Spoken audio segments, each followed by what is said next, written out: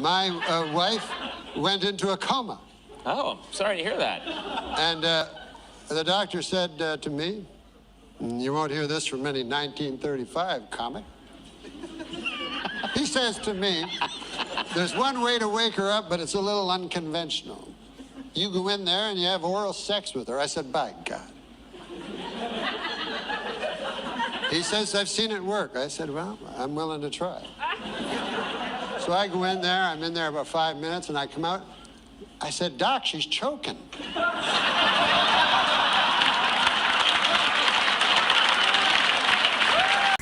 Hey, for the 9th consecutive year, Nick, JetBlue Airlines ranked first for satisfaction among all North American airlines. But you know what ranked least in satisfaction? 9/11 Airlines. What a terrible name for an airline. It reminds me of that tragedy. Oh, 9/11. You know, don't laugh at 9/11 again. I tried to tell him not to laugh. Adam. I know. I walked through blood and bones in the streets of Manhattan trying to find my brother. Jesus. Yeah, he was in northern Canada. Well, but I've seen you go for like 20 minutes, and then the next 20 you get into a darker place, which is, for me, I really love it. Like, I love when you get... Well, when I find it's like seducing, you know, you give the candy and the flour in the first 20 minutes, and then you're ramming it up their fucking hot ass later. Right, but when you're giving candy and... big cock. Right, but when you're giving the flowers and the candy, is it to a kid? Or is it, because I know the second part of what you just said. This is a joke I heard. You want to hear a joke? Please. Okay. This guy is driving down. He's a pedophile. Why is the big cock always juicy with you? I mean, ever since I've known you, it's like, and it's a juicy big cock. It's so is it like prime rib? Does it have drippings? If you go to eat it like corn, is it like a Hoffy? I mean, it's got... you put paper towels under it because it's going to have drippings? Well, you know, the actual truth of it is like, it's like, here's my hot cock. The truth of it is, well, who says that? People always say that. My hot and they're cock. doing this on a walker? No, that's the lady's hips. Oh. So, but the truth is, a vagina is hot. A cock is actually cold. But of course, you know, mine gets warm. You think it does in your head, but no. No, in my hand. No, your hand is My hot. head's colder than my cock. Your hand is colder than your cock. Yeah, if I touch my head and then touch my cock is hotter. Yeah, but it's nowhere near as hot as the woman's vagina. So she's getting a cold Does it depend cock. on the woman? That's where they came with the impression, the cold cock punch. But here's the joke. No, the cold cock punch has nothing to do. But here's the joke. Cold cock it's got cock a trigger. Yeah. So you're cold cocking like you would a trigger. Yeah, you're way Not off. like a hot cock that you hit somebody with their hot. Here's a hot cock, I'm gonna knock you out. That's interesting. I didn't know not bad. that. It'd be cool if I had a So cock that I comes, could that knock makes someone sense. out. Oh, that'd be a great. cold cock. You censor this? No, but this is the joke. You're just going to I don't really want to do this joke because we want to get onto stuff, but I'll tell you quickly. Please. So it's a guy, a pedophile, is driving in a car, and he sees a kid, and the kid is going through a dumpster, and the kid finds a welding hat. A lot of things happen in this joke, coincidentally. Right. He finds a welding mask, and the kid puts on the welding mask, and he's running around having fun with the welding mask. And the pedophile goes, "You want to drive, kid?" The kid goes, "Sure." So the kid gets in, and the pedophile says to the kid who's wearing this welding mask, he says, "Would you like? Do you like to get your cock sucked?" And the kid goes, "Oh no, what? No." And he says, do you want to suck a cock, suck my cock?" "Oh, no. Well, how about would you like to get my big juicy cock shoved up your hot ass?" It's going to have a clean punchline, I So know that. finally the kid goes, "Oh, I understand. No. I'm not actually a welder." Right. That's a crazy joke. Yeah, that's a good idea. Yeah. It's like the Christians when they impose their beliefs upon people. Like, There you go. like I'm a Christian, right? I I didn't like know that. Are you a Christian? Yes. Do you watch the Gladiators and things like that? What the fuck does that mean? Christians. No, I just go to fucking military funerals and go, "Fucking faggots." I saw a wonderful play. A guy went on a trapeze over the audience. This was at the height of the AIDS epidemic. And he cut himself, and his blood, his AIDS. Yeah. his AIDS-filled blood went all over the audience. And then we cheered because we were afraid to be politically incorrect. So instead, we contract AIDS. But wait, you were at the show? Yeah. You were being sprayed with AIDS blood? We all got full-blown AIDS within a Terrible circus. Did you get your money back? No, we pretended it was good because we'd rather get AIDS than be called homophobe. You meet any big Yeah, celebrities? I met Larry Flint. He's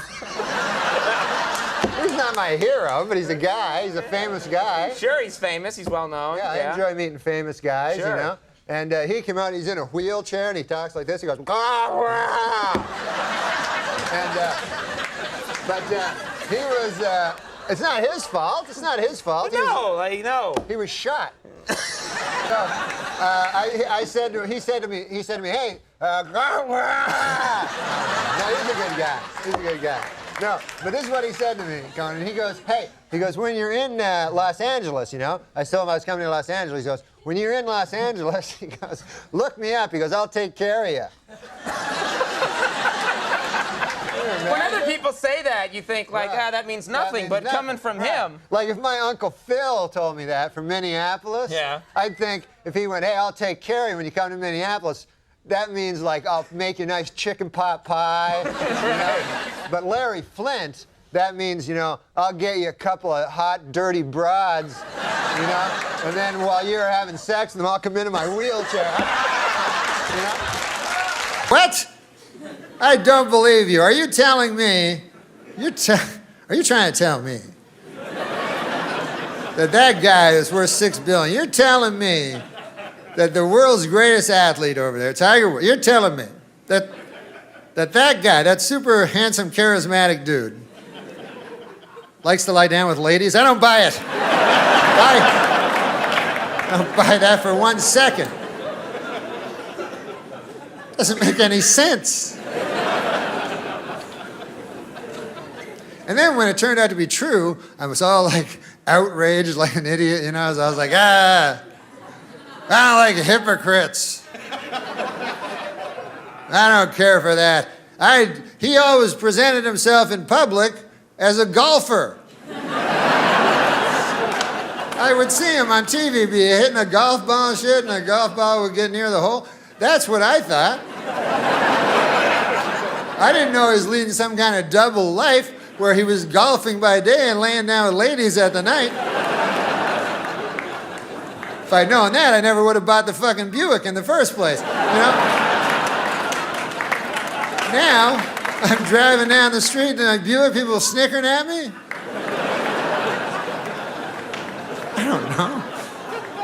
I don't know what I thought his life was. I try to remember back, you know, because when you look, of course, it makes complete sense, you know.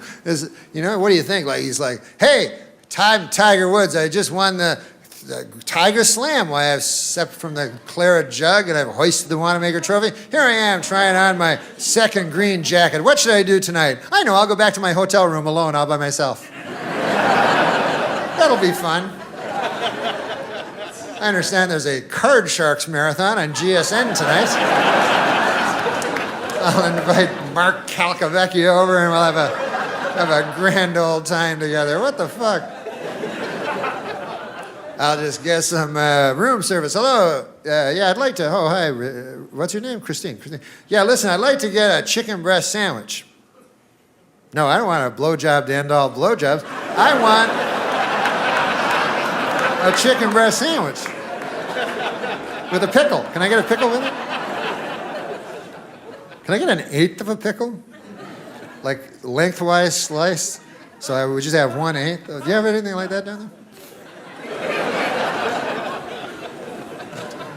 But see, I don't think that he's like the people think of him as a sexual predator or something, you know, but but I don't think that. I think the girls went after him, you know. I don't think he's trolling through Perkins trying to find waitresses, you know. I think it's like he's in Perkins with his lovely wife enjoying a piece of pie, you know, and then he leaves, and then the waitress runs out and she goes, "Oh, you forgot this thing, plus I'll fuck you tomorrow if you come back." He's like, "Oh, okay." So he has the temptations of the flesh all the time, you know, and so you got to take that into account, you know. And Tiger, he's not like us. He's not like a regular guy. He's like a rock star. A regular guy, you know what I mean? He doesn't have that much. How, like a guy like me and you, how many times would we have a chance to commit adultery? In our whole lives, we might have 10 opportunities, you know? Probably think it's 10, probably only 6. But, so let's say it's 10. So we stray once. That's 10%, you know, of our 10, twice, 20%. Now, Tiger maybe had 60, 70 women. What about the 3 million that he didn't fuck, that he could have? You gotta factor those gals in, you know? Now, when you do that, I did it on a little calculator, it turns out that Tiger only had sex with 0.000000002% of the women. He could now. Statistically, that's 0%. From a strictly mathematical point of view, Tiger is the most faithful man who ever lived. That's my point. So, God bless him, and I hope he does well at the Masters, because, you know, he's got a, you know, he's trying to catch Nicklaus and Snead and so forth, and, you know, I've wasted 16 years of my life watching the fucking guy, and he's got a date with destiny, and I'm not talking about some lady at the Spearmint Rhino. I'm literal destiny he has a date with. Okay. A moth goes into a podiatrist's office. A moth goes into a podiatrist's office. Right? You are correct. A moth goes into a podiatrist's office, and the podiatrist's office says, "What's the problem?" And the moth says, "What's the problem? Where do I begin, man?" He goes, "I go to work for Gregory Olinovich, and all day long I work. Honestly, Doc, I don't even know what I'm doing anymore. I don't even know if Gregory Olinovich knows. He only knows that he has power over me, and that seems to bring him happiness. But I don't know. I wake up in a malaise, and I walk here and there." The podiatrist says, "Oh, yeah?" And the moth goes, "Yes." And he goes, "At night, I sometimes wake up, and I turn to some old lady in my bed that's on my arm. A lady that I once loved, Doc. I don't know where to turn to. My youngest, Alexandria. She fell in the cold of last year. The cold took her down, as it did many of us. And my other boy, and this is the hardest pill to swallow, Doc. My other boy, Gregorio Ivanilidovich. I no longer love him. As much as it pains me to say, when I look in his eyes, all I see is the same cowardice that I catch when I take a glimpse of my own face in the mirror. If only the cowardice was stronger, then perhaps I could bring myself to reach over to that cocked and loaded gun that lays on the bedside behind me and end this hellish facade once and for all. How long a drive was this? Do you live in the valley? Where do you live? Please, sorry. He says, "Doc, sometimes I feel like a spider, even though I'm a moth, just barely hanging on to my web with an everlasting fire underneath me. I'm not feeling good." And so the doctor says, "Moth, man, you're troubled. But you should be seeing a psychiatrist. Why on earth did you come here?" And then the moth said, "Because the light was on."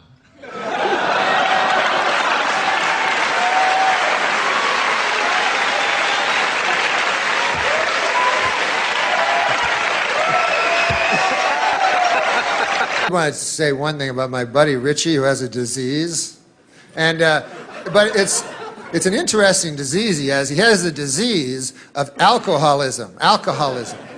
And he came to me, you know, and he told me, and I like to look, I'm the kind of guy who likes to look at the bright side of things, you know. So I told him, I said, Richie, it's true that you have a disease and everything, but I think you got the best one.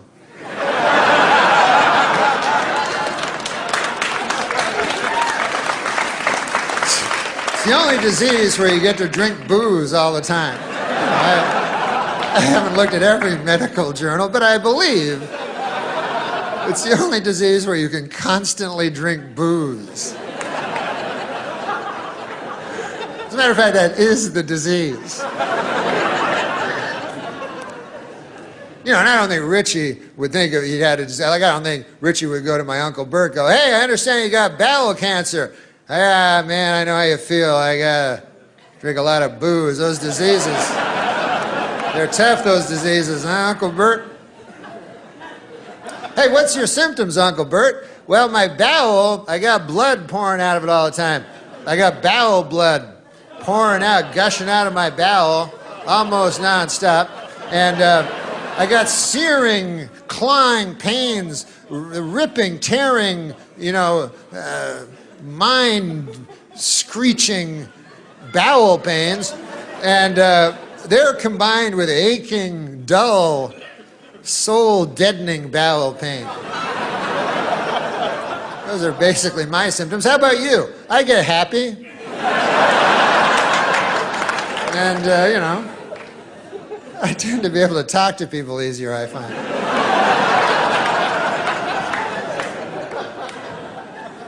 Sometimes I will meet a lady at a bar, got the same disease as I do, and I'll fuck her. But, that's in the latter stages of the disease, Uncle Bert. You gotta realize that. You know what I mean, Uncle Bert? But, no, but listen, man, I don't minimize what he does, though, because he admits that he's an alcoholic and that he's weaker than a bottle, and that ain't easy to do. I couldn't do any of that shit. I'm too proud, you know what I mean? I got too much pride, you know? Like they say in the scriptures, pride goeth before the fall, you know, and he can somehow, you know, it's a very beautiful thing he does. He goes to Alcoholics Anonymous, and he says, right in front of them, he says, you know, he goes in front of a whole room full of people, and he says, I am an alcoholic, you know? Which I know does not sound that anonymous. I didn't name the group, but sounds like the exact opposite of anonymous. Whatever. Like, to me, the alcoholics that, you know, the anonymous alcoholics, to me, would be like you guys. I don't fucking know. I can't tell, you know? But once you tell a whole church basement full of people, your cover's pretty well blown. But anyways, it still requires a lot of... The only thing they seem to be anonymous about, from the way I can gather it, is they won't tell you their last names. Anything else goes, you know? But not the last name. No, no. Sometimes they'll say the first, like they'll go, I am Richie and I am an alcoholic, or the first initial. They'll say, my name is Richie K and I am an alcoholic. Then anything goes. They're like, one time I remember I was under the influence of the demon rum, and I started punching my newborn in the face.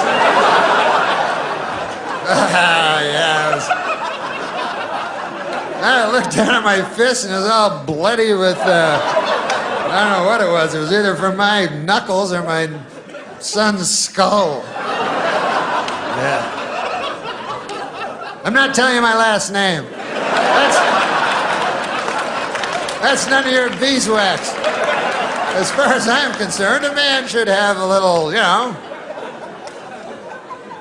Did I ever tell you about the time I blew a dog for a pint of gin? Ever tell you that? Oh, yeah, I did tell you that. First initial's K, I'll give you that much. Richie K, but I'm not going to tell you the last letters. Plus, you can memorize my face. But other than that, I would like to keep this completely anonymous. If there was just a way I could...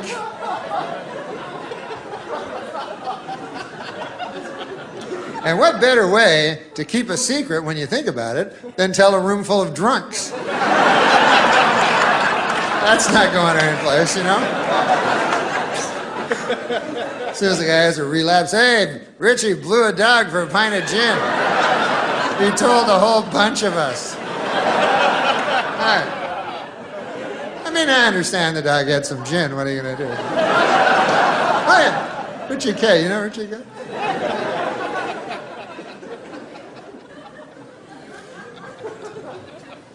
But I don't drink myself, you know. It's not because I'm no big guy. I'm just afraid, you know. I fear everything, you know. And so I'm afraid to and stuff. But I used to. Now I don't drink. And when you're with people that drink, it doesn't work out. That's why that designated driver thing, I don't think ever worked out.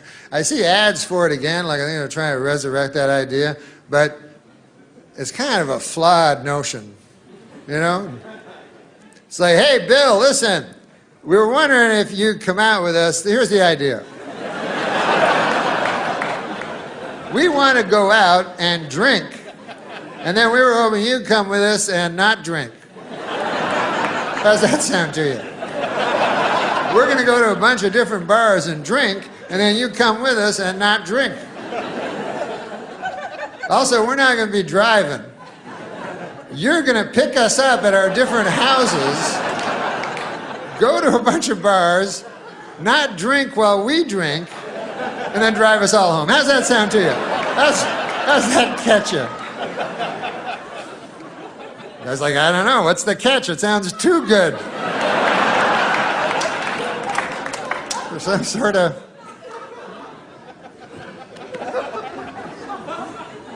But I don't drink, and if you don't drink, I'll tell you something, bars are not a lot of fun because, you know, when you think about it, fucking all, you know, all it is you're just sitting at a big oak table for 4 hours. That's not fun unless you're drunk. And then everybody else be drinking, you know what I mean? So their fun is going up and up and up, you know? It's rising. Their fun is escalating while your fun is staying exactly the same. And then by the end of the night, you don't even know what the fuck they're laughing about. Just everybody's laughing. And then they start resenting you for it. I've seen that, man. Drunk people do not want a not drunk guy there. I know that. I've been there so many times. It always ends the same. Guy comes up to you and goes, hey, what's the matter with you? Cheer up.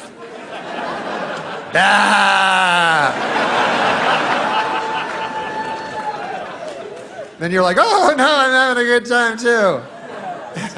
Don't take a wild swing at me when I'm not looking. I'll be driving you home later. There's a show called Rock of Love. Yes, Bret Michaels, Rock of Love. Yes, yeah. Bret Michaels, and he had a band called Rock of Love, and he was a big band singer. He had a band called Poison. Whatever, yeah. And but Poison. Yeah. But their hit song was Rock of Love. So, anyways, the idea is that he gets these ladies. We have traveled the entire world, and I've got to hook up with some of the most beautiful women in the world. There's plenty of women out there that you want to be friends with, and there's a lot of women out there you want to have sex with. But if you can find one that you can be friends with and have sex with, henceforth, Rock of Love. So I decided to do, because listen, in this business, stealing things is the highest form of flattery. Yeah. Okay. So I decided to do my version of Rock of Love. Let's take a look at this latest project. This is the hardest part of the show for me because I have to eliminate one of you, and this is very difficult because, you know, let's face it, you know, any of you would have sex with me. Farrah, the first time I ever saw you, I thought, oh my God, that is one of the hoariest looking whores I have ever seen in my life. And I have seen a lot of whores because I'm a rock star, and you know, I've seen ladies like in the front row look at me with a super hoary look on their face, and you look hoarier than all of them. And that really means something. Taya, you're a very special lady. I'll never forget that time that you and me and that hobo had that threesome in the Greyhound bathroom. I think that's when I realized that I had special feelings for you.